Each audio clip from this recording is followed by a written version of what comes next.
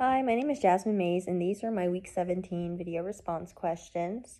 The first question I wanted to answer was video response question 2, which is in regard to a passage on pages 775 through 776. The question says, in what ways is Milton's description of Satan negative in this specific passage? On the other hand, in what ways does it encourage us to like or empathize with Satan? So I think that Satan is introduced very negatively in this passage. He's introduced as the infernal goodness, cannot talk today. The infernal serpent, which fiery snake essentially is what that makes me think of.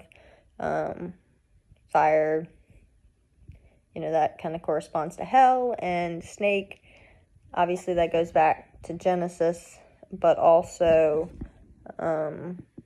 snakes are symbols of deception, and they're just negative. It also has a couple other negative things. It says, he it was whose guile stirred up with envy and revenge, deceived the mother of mankind. What a time his pride, cast him out from heaven with all his host of rebel angel, whose aid aspiring to set himself in glory above his peers, he entrusted to have equaled the Most High. So I think that introduction is very negative, but then as we get down to his punishment, it is quite violent, and it makes you kind of pity Satan a little bit when it says, hurled headlong, flaming from the ethereal sky, with hideous ruin and combustion down to bottomless perdition, there to dwell in adamantine chains and penal fire.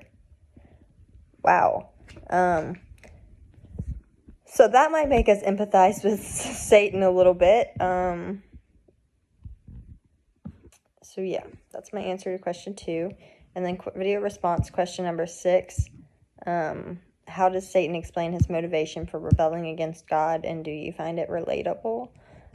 I found this passage kind of hard to interpret, but I'm just going to say what I think. And I think that I know he had said he felt like he was disdained, and that he was questioning whether or not he had the same free will and power to stand, to hold out, to not make the decisions.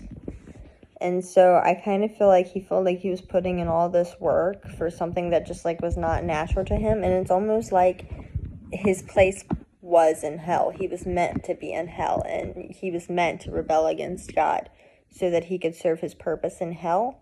It just seems like evil was in his nature, by the way that he describes it, and also just feelings of insufficiency and, like he didn't belong. So I think that I don't really find it personally relatable, because I don't feel like I'm evil in nature. And I also, I understand if you don't feel appreciated or recognized, I can see how that can definitely get to you over time. So I guess I can relate to that portion of it. The last question I wanted to answer is video response question 7. What attitude does Satan seem to have towards Adam and Eve? Why do you think that is? Well, he's jealous, plain and simple. They have this good life where they are naturally good. They know no evil. Everything is great and fairy tales and fa la la la la, and he's coming from this place of torture and fiery hell, literally. So yeah, he's a bit upset because he wishes he had that. And since this is our last week, I wish you all luck on your final exam as well as your literary analysis papers. Have a Merry Christmas and a Happy New Year.